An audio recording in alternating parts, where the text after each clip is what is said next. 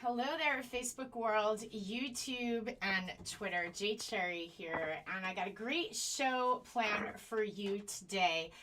You can subscribe to the website at jcherrypresents.com and sign up for our email list. As you know, how the social media giants are censoring alternative voices and voices that discuss things that maybe the tech giants don't want, or definitely don't want people to know about. So subscribe to me at jcherrypresents.com. I have a fabulous show planned for you today. Two guests in the house for the price of one. I've got Dr. Matthew Cucolo and his dad, Dr. Frank Cucolo. And let me bring these guys right on. Hello, how are you? We're doing great. How about you? Good morning. Very good, very good. So, I wanted to talk about some positive stuff today because I think people are down in the dumps and living in this state of like constant fear of the environment. And I wanted to talk about the body's amazing immune system. And some of the things that Matt's talked about, which I find absolutely fascinating, is like the innate and the adaptive immune system and how it all works. So can we get into can you talk a little bit about that, about our immune system and what is the innate and the adaptive? Sure. I think that when we think about our immune systems, we are a walking immune system. Our bodies are just a wonder. And we have an innate immune system, and that's the immune system that we were born with. That's the immune system that our mother gave us. So part of that immune system has to deal with your hair and your eyelashes, your stomach acid, your spleen, your bile salts, your appendix, and so forth. So these are the things that we have been given, and white blood cell production, thymus gland, to fight off infection. And so we can alter that. We can change that by our diet, our mood, our emotions, our stress level, and then again we have an immune system that's an adaptive immune system that will adapt. The innate immune system really only acts for a very short time, and then when it can't do the job, the adaptive immune system needs to kick in. And so when the adaptive system kicks in, it usually kicks in after what we refer to as a cytokine storm. Cytokine storm is when our body mobilizes our innate immune system and tries to fight off that infection. And that usually creates sometimes some problems because it really introduces a lot of inflammation in the body. And that's when the acquired immune system has to kind of take over. You want to add to that? I mean, he pretty much nailed it right there. Back to the diet, the mood, the emotion. We always look to the triad of health, right? The biochemistry, the emotional health, and our structural health. Working out. People forget working out detoxes, cleanses our body. It moves lymph tissue. So if you're living with good balance in your life, that immune system is going to be stronger. And, you've heard Jay, I've joked with, put down the donut. They were about the mask being our immune system. It's comical. Stop eating the sugar, the drinking all the alcohol in excess, or any sugar, an alcoholic, a sugar alcoholic, a chocoholic, a fruitaholic. That's all, things that really, limit our body's ability, for our immune system to fight. And I'll add one thing. There's been studies that have shown, about 100 grams of sugar, glucose, lowers your immune system by 50% for the next 2 hours. Okay. And that's because the sugar competes with vitamin C in absorption into the cell. And calcium as well. Calcium. Listen, if you have enough blood, calcium, I don't even know how you could have a virus. I mean, it's been proven many, many, many years, many, many times. That's how important calcium is, because it's part of the immune alliance. We need essential fatty acids, we need vitamin C, and we need calcium. Mm-hmm. And calcium helps us to really identify when we have an infection in the body. And most people who are at risk are those that have low calcium, low serum calcium. And just really quick to add to that, funny story. Back in the 1920s and 30s, what would they do when whoever had a fever and they would show up in the hospital? They would measure their calcium levels, and then they would give them calcium, and their fevers would lower and it would regulate. So we've gone away from that practice. It's drugs. So also when we talk about the immune system, there are many pieces that go into creating a healthy immune system. We need vitamin A. Vitamin A is really important for our mucous membranes. We need vitamin C because vitamin C is really important for our adrenal glands. And the adrenal glands are really a key to the stress levels that we have. And so most people today, because of the environment, this COVID-19 situation, they're always in a sympathetic dominant state. They're always in fight or flight. And these are the people that are really short-tempered, they're irritable. These are the ones that are up all night and they can't sleep, or they go to bed and they wake up at 2 or 3 in the morning and they have high cortisol levels. So once again, besides vitamin C, we need vitamin D.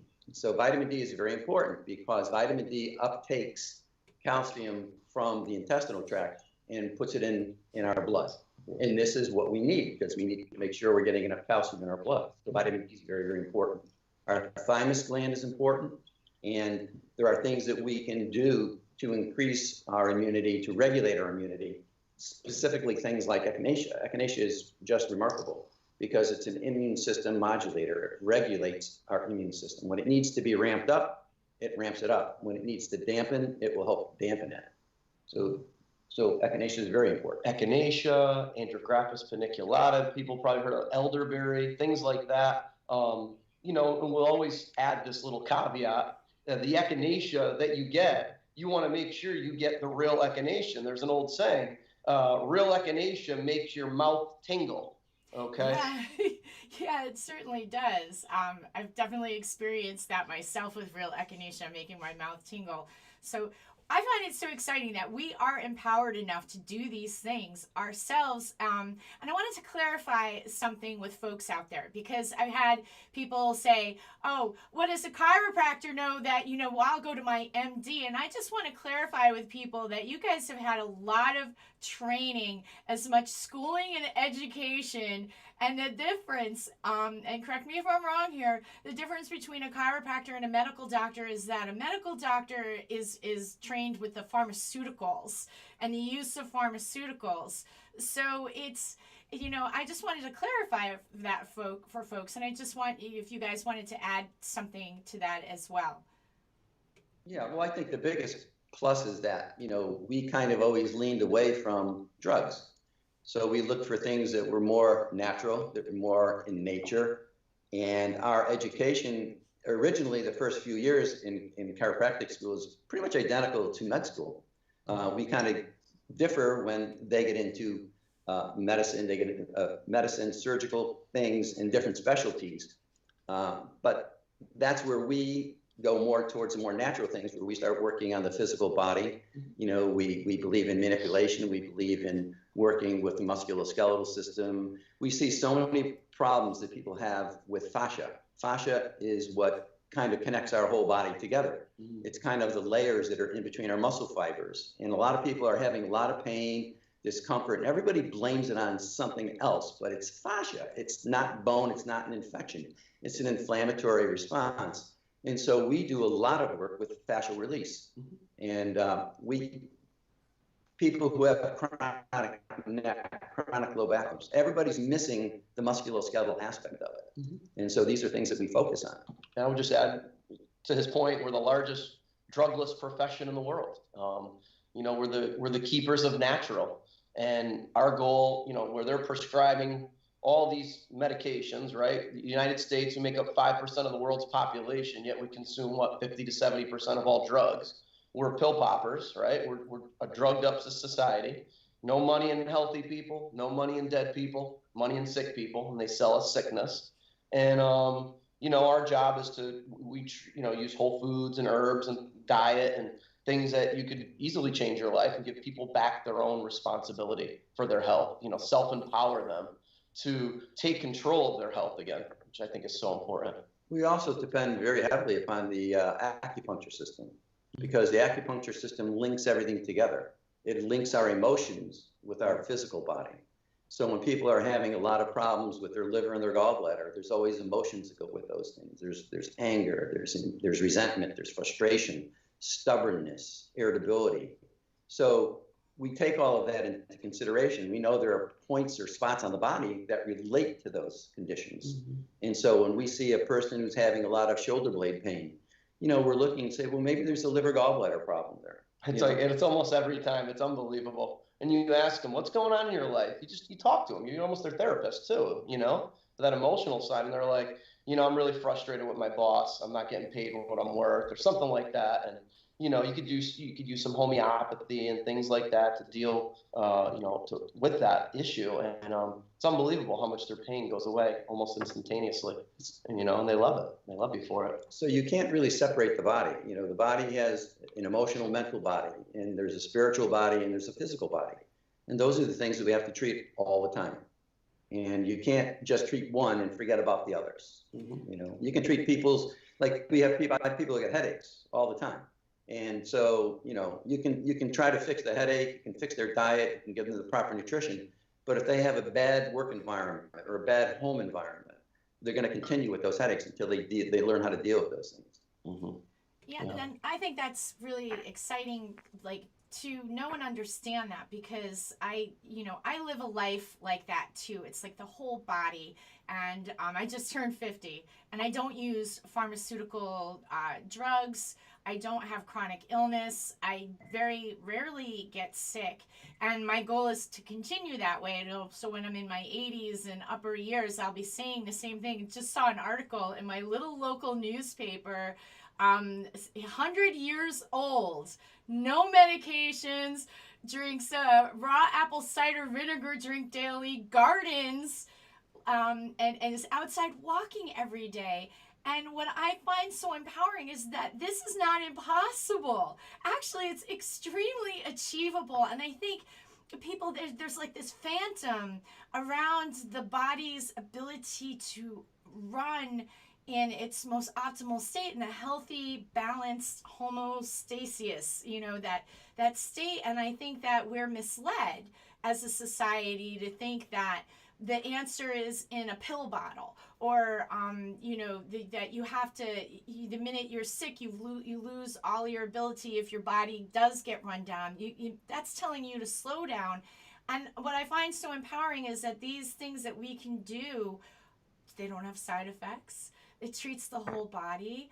And I just want people to know this, because I think people distrust and have, they just don't know that our bodies are designed to live healthy on the planet Earth, and that the food and that we eat, and now our understanding of, epigenetics and the gut biome and homeopathy, which I find so exciting to add into that. And then, also with herbs, and all of this stuff is very natural, and it doesn't have side effects like what you see with pharmaceutical drugs.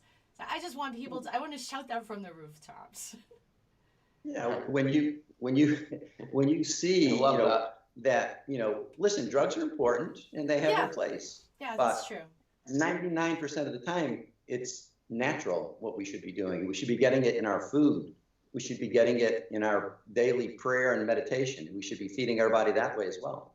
Balancing our nervous system, getting adjusted, working out, getting sunlight, smiling, laughing. Maybe I think people, if they just turned off the television, they'd are so much healthier, especially with today's climate. I mean, it's who was it that joke, the old joke Thomas Jefferson said about that? A person smarter who reads no newspapers. Because it's the truth. It's the truth. Because people believe what they read, whether it's true or not. And that's, I think, one of our issues with the whole state of where we're at right now in our country that we've had an issue with, is that people will blindly believe some of these people, we'll call them people, on that are on TV, these doctors who, I mean, it's politicized. They're not being truthful, with the science, and they're changing it. They change the routine every day. First masks are great, or they don't work, then they work, then they're, we don't know, and then all this. Like, it's one of those examples. It's a perfect example.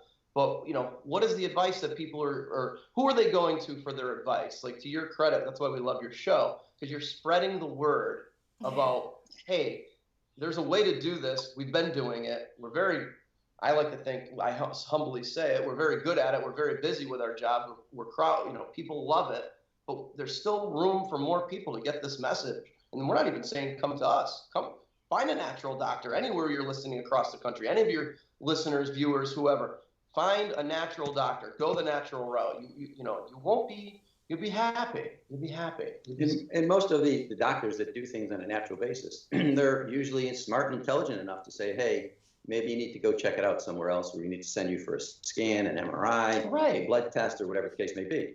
So that's part of what we do. We become kind of like that bridge for patients, because a lot of people are they're really thinking more natural now. They're trying to lean a little bit more to the natural side, and they want to go through some of the things that we have that we can do before they jump into the next step. Yeah. Yeah. And so, you know, It's so true. So we had a question from Alex. So Alex's mom suddenly she got sick, and the family doesn't know what's wrong, and she had to be hospitalized.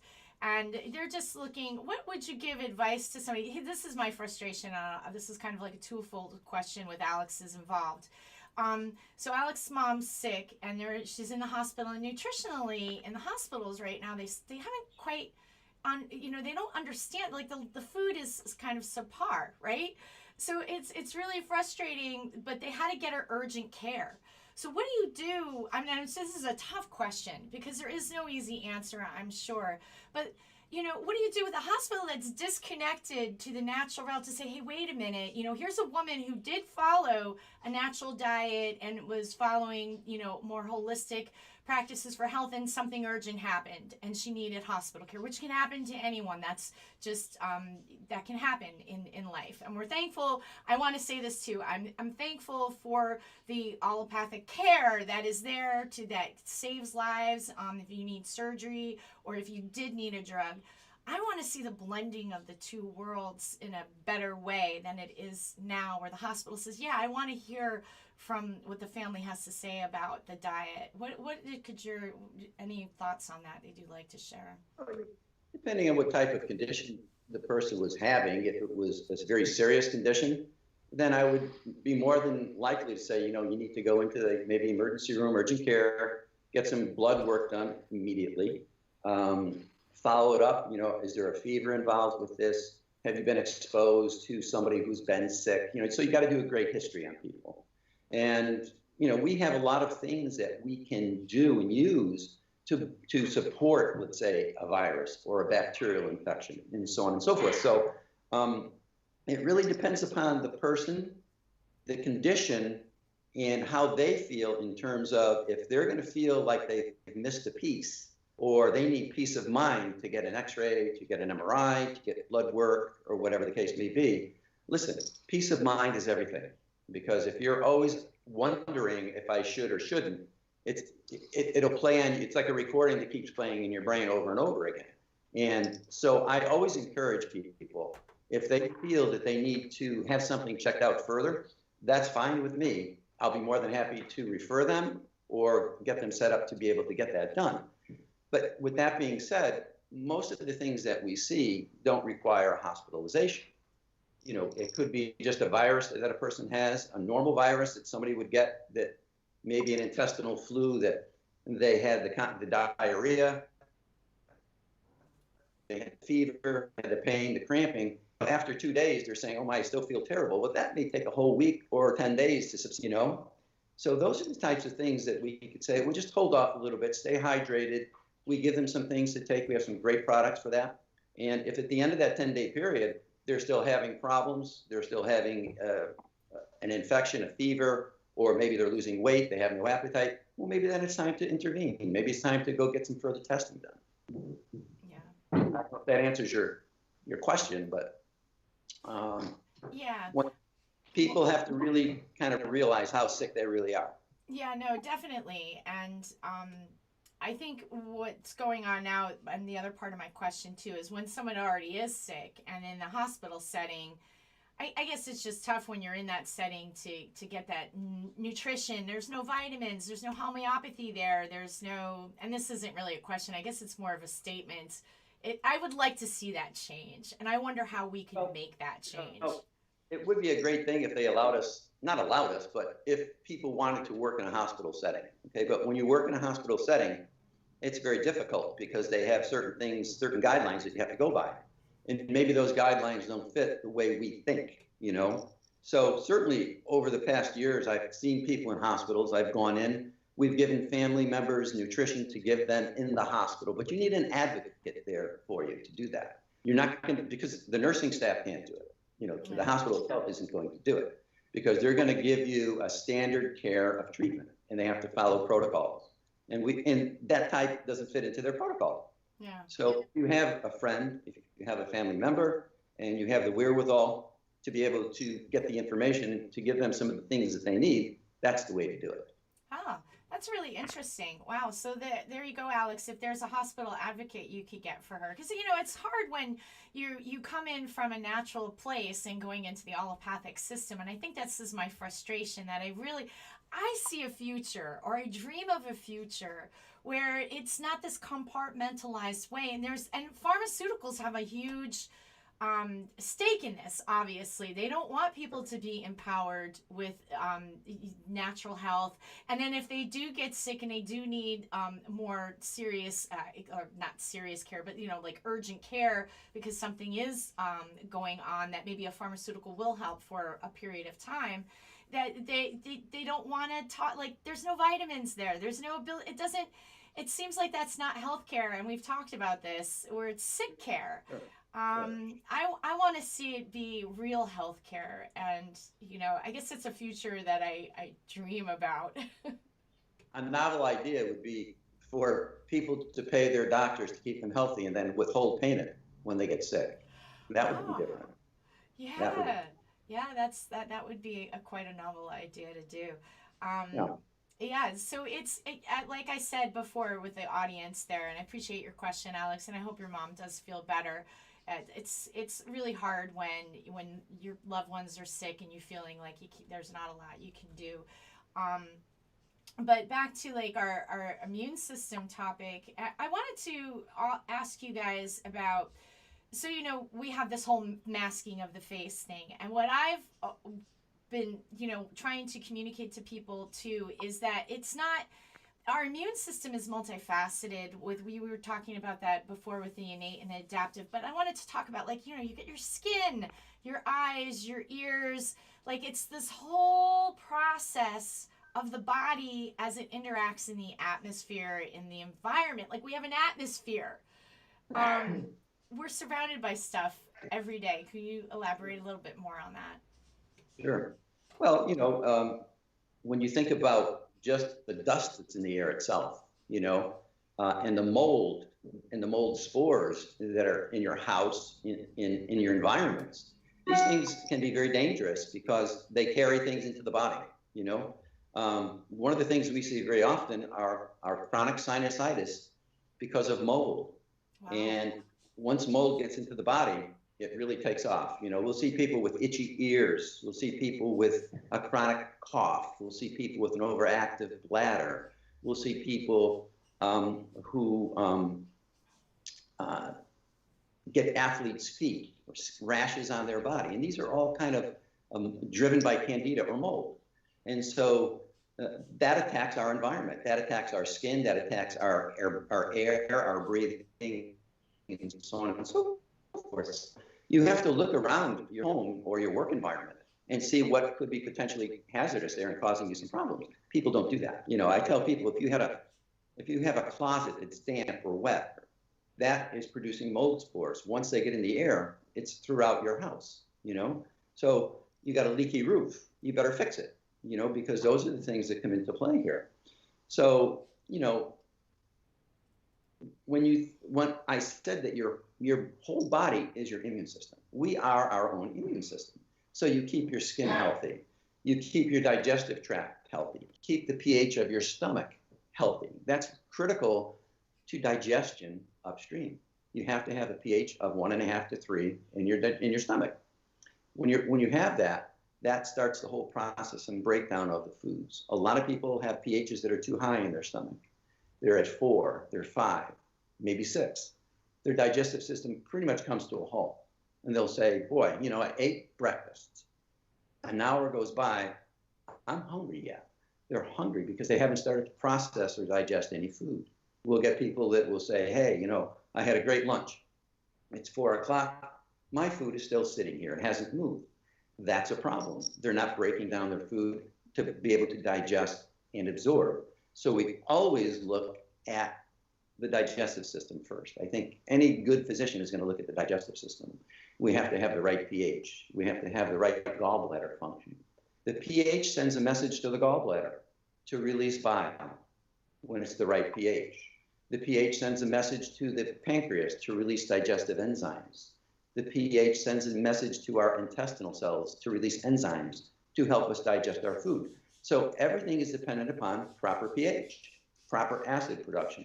Unfortunately today, people go on too many proton pump inhibitors or for acid reflux. And they're looking at it kind of from the wrong perspective. People have a problem with digestion and you get heartburn because the food just sits there too long and starts to rot. And proteins putrefy, carbs ferment, fats go rancid. And this is what's causing this acid reflux. So what we do is generally people have a very sensitive lining to their stomach when they have a lot of acid. So we have to kind of clear that up or clean it up first before we can address the pH. So we'll use things like ochrapepsin. We'll use things like golden seal. We'll use licorice. And this will help to create a new lining in the digestive system.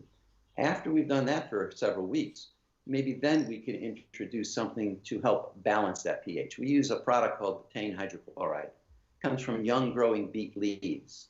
And this helps to set the pH and stimulate the gastric cells to release acid properly. So once we can attain that, then all of a sudden the gallbladder is working better, pancreas is producing enzymes, intestinal cells are releasing their enzymes, and our digestive system starts to improve. So once that starts, now we can say, oh boy, look, there's no more constipation. There's no more diarrhea. My stools look better. They look well formed. They're not blonde anymore. They're not peanut buttery color anymore. So this is part of your whole immune system because the microbiome lives in our digestive tract. So we always want to address the microbiome. And Absolutely. Probably 80% of our bacteria should be friendly and 20% should be commensal. They should just get along. But we don't want pathological bacteria. How many people have had H. pylori and it creates ulcers if it's not fixed? Many, many people. And if you have the right pH in your stomach, you won't get H. pylori. It will be killed off by the acid environment that your body is naturally producing. Yeah. So Roger, thanks for commenting. So Roger asks, is there a daily probiotic that you could recommend to people? Yeah, we have a product called a prosymbiotic, and this actually has a prebiotic built into it. A prebiotic is what creates an environment in the intestinal system, and it feeds the friendly bacteria. So this one that we have has the prebiotic built into it, and it also has the 4 research strains of probiotics. It has the Lactobacillus acidophilus, it has the Saccharomyces cerevisiae, it has the Boulardii, and these are things that also help with stools, either making a stool better formed stool, making a stool softer, but this contributes to the microbiome production of friendly bacteria. So our prosymbiotic is the way to go. Nice, thank you. And also another question that Roger asked too, and I think this is a great question that I wanted to talk with you about. The fever, so he's asking about Tylenol, if the Tylenol is just reducing the fever, is it helping in any way with the infection? So let's talk a little bit about a body's fever and Tylenol. Well, generally, when you get a fever, it's because your body has some sort of an infection, whether it's a bacterial infection, maybe a viral infection. And so it's the body's natural response. That's part of the innate immunity. So the body is going to ramp up temperature. It's going to heat up the blood and try to kill off whatever is causing it, whether it's a bacteria, a virus, or whatever. And so in general, it's really good to have a fever, all right? Unfortunately, people get nervous when people have a fever, when children have a fever, and they want to reduce that fever. So when you take Advil or if you take Tylenol, what it does is it helps to reduce that fever. But is it doing the right thing? Maybe not in the beginning. You know, if it goes on and on for several days, yes, you really want to get that down because it's hard to stay hydrated when you have a fever. So the fever is our body's immune response to some sort of infection. So it is a good thing. However, when it gets too high, obviously it's not a good thing. So I think for kids, you know, children, people get nervous when kids have fevers, but sometimes the fevers are very, very important to kill off what is creating the problem in the first place. You just need to keep it under control. And obviously, you know, you also get the aches and the joint pains and the muscle inflammation when you have a fever. And when you take Advil or Tylenol or one of those type things, it helps to reduce the pain and the inflammation of the body. So I guess the best thing to say is, you know, you want to be comfortable, but you don't want to stop the fever because the fever is your best friend at the moment because it's helping to kill off whatever's ailing you. Yeah. Thank you. So, I'm sorry. Hold on a second. I just switched. I'm having some slight technical difficulties here, guys. Sorry about that. I had switched the camera thing around. You'll see that in the playback. I apologize for some of my technical glitches today.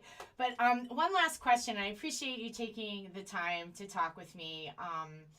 Like I said, I just want to spread this information as far and wide as possible about how amazing the body's immune system is and all the things that we can do outside of the pharmaceutical world, and even in combination with the pharmaceutical world and allopathic medicine, because I think the best thing in life would be for real healing and health is that all of these modalities could be friendly and communicate with each other. We know why that's not now because of the pharmaceutical stronghold on things, and I hope that someday changes. But here is a theory that this is a very exciting thing to me that I just started to learn about this year, where it's the germ versus terrain theory, where, you know, just real quick for folks, so germs, you know, that's what makes us sick, or so the theory has been. And then there's a terrain theory where it's the body's reaction that makes us sick. So if you care to elaborate on more on that for me. Well, sure. Germs, you know, when we think of germs, we always think of things like parasites. We think of viruses and bacteria and so forth. And so the germ theory of disease says that, well, I can take a bacteria into my body, but if my terrain is healthy, then I could get over this. It's not going to kill me, and I'll be able to move through this in a short period of time. So the terrain has to do with our immune system. It has to do with our innate, it has to do with our acquired immune system. It has to do with our microbiome. So if we have a good innate system, we have a good acquired immune system and a great microbiome, then we're going to get through this thing, and we're going to be able to handle this infection. It only becomes a problem when our immune system, our terrain, our microbiome, our innate immune system isn't working right. And how does that happen? Because we become out of balance. We become very emotional. People are stressed to the max, as we spoke about earlier. When you're so stressed, your immune system gets weak. When you eat sugar, what do people eat mostly when they get stressed? They eat sugar. You know, so it lowers your immune system for a couple hours by 50%.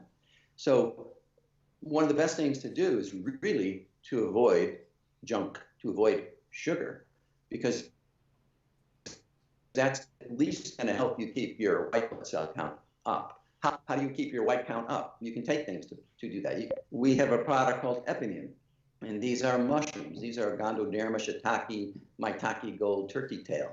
And these also have a lot of selenium in there, and selenium is really important for our white blood cells as well. So the terrain then becomes, as I said in the beginning, our body is our immune system. So we are our own terrain, but we have to nurture that terrain. You know, so we have to eat properly. You know, we have to eat grass-fed beef if we're going to eat beef. You know, free-range, antibiotic-free chicken, wild-caught fish, organic vegetables and fruits as much as we can. And we're staying ahead of the curve when we do that because we're doing the best thing that we can do for our bodies. We're not introducing things from the external world into our terrain, into our own immune system. And that's very, very important. once again, I think people need to understand that the microbiome is the key to many, many things. And we have to have a strong microbiome. And that's where we need to take a lot of antioxidants.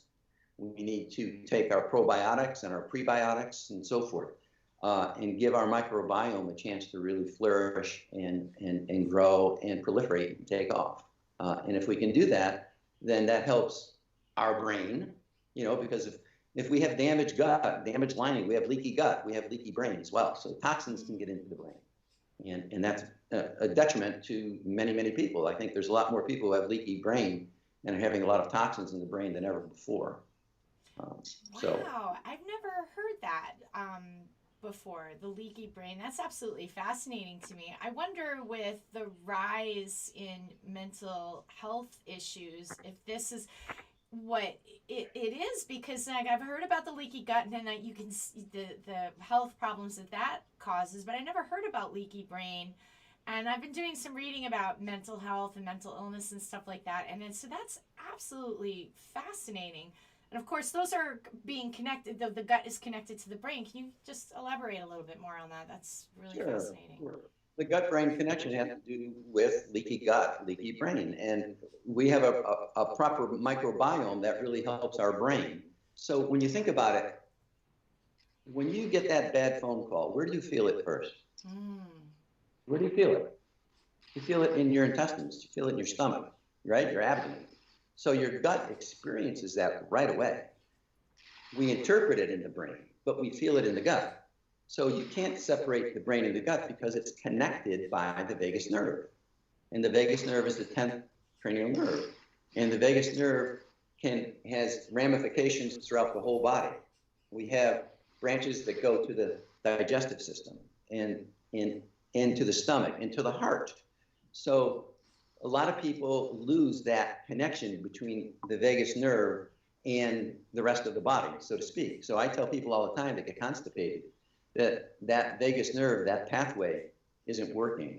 So how do you get it working again? You get it working, that vagus nerve sits in the cerebellum, in the pons of the cerebellum, and you need to get that thing working again. So how do you do it? You do it by having people cough a lot, start coughing, gagging yourself a few times a day. This gets that pathway through the tonsils, because the tonsils are connected to the cerebellum in the vagus nerve. So if we get people to hum and to sing and so on and so forth, so singing in the shower is always really good, So we get that vagus nerve connected again to the intestinal system, which then can stimulate motility and help with constipation. Because most people who have constipation have very low or not much motility in the gut. Yeah. So there's always a connection in the body, probably chemically, as well as through the nervous system. And so the vagus nerve is really a unique cranial nerve that they call it the wanderer, because it probably goes just about everywhere in the body from its ramifications, Oh, that is so fascinating. I've just recently kind of come across reading just a little bit about the vagus nerve, and wow, I love this. I love this conversation. And so one more question here about, and I think this is a really valid question. I'm sorry, I'm like taking up all your time here, and I could go on and on and on for hours. But we will wrap it up shortly. But this is a great question, Alex, because I've been thinking this myself, because a lot of people have these in their mouth. But speaking of leaky brain and all that, what about like dental fillings? How is that affecting everything that's happening in the body? Generally, when you think about the mercury fillings, mercury has an affinity for the brain, and that's a whole other topic with and so forth. But generally, if they're fillings that are very old fillings and they're mercury-based fillings, they can actually affect the thyroid gland. And I've been told that when people have hot beverages, coffee, tea, hot chocolate, whatever the case may be, it causes perhaps a release of vapors from these amalgams, and they can actually maybe affect the thyroid gland itself, So you'd probably want to look at getting to a holistic dentist and maybe get some of these removed and if you need to put these fillings back in, get them done without that type of amalgam. Yeah. Yeah. Thank you so much. It's unfortunate that happened in the first place. That mercury, like, how did that even happen? I just Sure. Yeah. It's mind blowing, but we are in an exciting period of time where I think I want to say it more like a revolution of consciousness about the human body and how we can heal and we can live a life more in harmony and balance with the earth.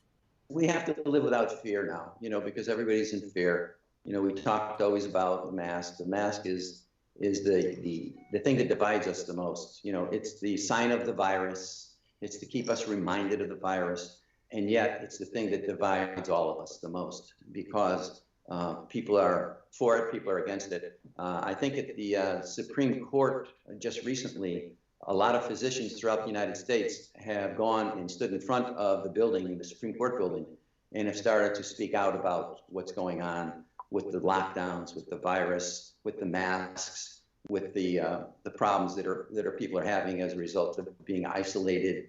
The suicide rates are up, and so on and so forth. So, these are things that are really happening right here, right now. And I think the medical profession as a whole has to get a greater voice, because let's face it, you have to be very intelligent to become a physician. And we need to get these physicians who are epidemiologists and people who deal with immune system problems and autoimmune problems, but generally anybody, whether you're an eye doctor, or ophthalmologist, a dentist, whatever the case may be. We need to start getting together and saying, hey, this is not right. There's something wrong here. This can't go on this way, and to really always try to find the truth of what's really going on, So we pray every day for the truth to be revealed to all of us, Yeah, I hear you on that. I'm right there with you. It's something that it's really an intense time, and I've been in the medical freedom movement here in Connecticut for a while, and I never would have imagined in a million years that we would come to this place where we'd be divided like this. So when I go to the grocery store, it is one of the most stressful experiences. Well, I take my time, if I'm going to buy anything that isn't, obviously a fruit or a vegetable or whatever. If I even buy bread, I'm always reading exactly what's in there. And now it's stressful because I'm not wearing a mask and people are hostile to me because of that. And I won't back down on that because I feel it is so important. That's why I wanted to do this show, where we talk about the body's immune system to inspire people that your body is built to be on the planet Earth, that we are gifted with these beautiful God-given bodies that if we feed them and take care of them, they work really well and efficiently. And when something does go wrong, that we could see people like you and get help and assistance, and it doesn't have to be wrapped around drugs and surgery. Right. And I'm worried about the masks for our children the most. And I'm also worried about the masks for people who are stuck working in them for hours at a time. But it's the children that really it concerns me quite a bit. The kids are being frightened, and it's going to be a fright. It's going to stay with them a very, very long time.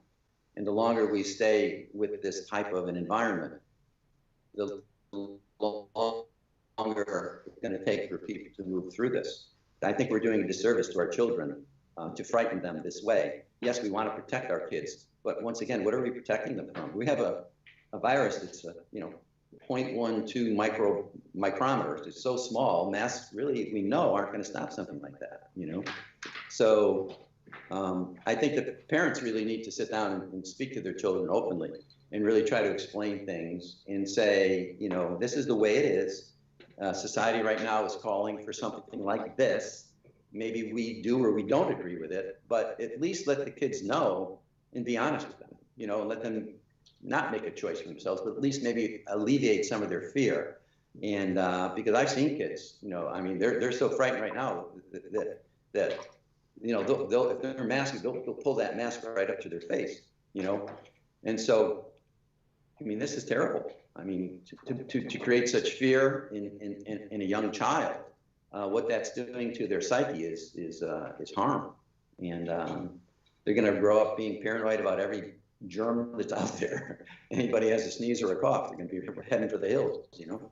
Yeah, it's so disconcerting to me too, especially with children.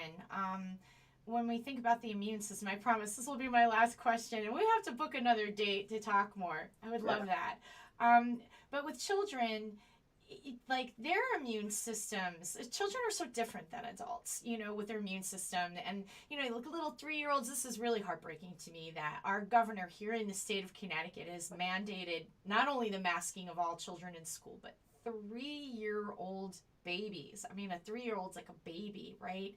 And their immune systems are built at this stage where they're, you know, they get runny noses or they're touching everything and they're supposed to. It's frustrating to me. It is. It's frustrating for everyone, and it really isn't based in true science. Because once again, what are you doing to these kids? You know, the emotional distress that they're causing is probably worse than anything they're going to breathe in at this moment. The psychological damage. Damage. Yeah. So Frightened that you can't see someone's full face. It's just terrible. You know, people don't know what people look like anymore. You know, I mean, we're getting really good at reading body language, though. You know, I see some people on the street wearing masks, and I know who they are now because I'm good at reading their body language. You know, but crazy. It's kind of off the charts right now. Yeah, it certainly is. Well, I appreciate you both for taking that You're time welcome. out of your busy schedule. Any last words of advice you'd like to offer anyone about staying healthy in the immune system, or where they can find your office if they're in the area? 250 Wolcott Road in Wolcott, chiropractic kinesiologist. We're at 203-879-1385. And my best advice for people is to stop being fearful, because the fear is creating more harm and stress for themselves and their body than anything. And it weakens our immune system. It weakens the immune system. So, you know, stop being fearful, stop eating a lot of sugar, and prayer, meditation, and exercise. That would be the best. Yeah. I agree. And thank you guys so much. I appreciate that. That's great words of advice. So stay away from the fear and the sugar, guys, and we'll be good. I think that's absolutely powerful. Thank you so very much. I appreciate you taking your time out to talk with me today. Thank you. We enjoyed it. Take care. Have a great Okay, day. you too. And we'll catch you guys all later on the flip side. Thanks for tuning in. Awesome.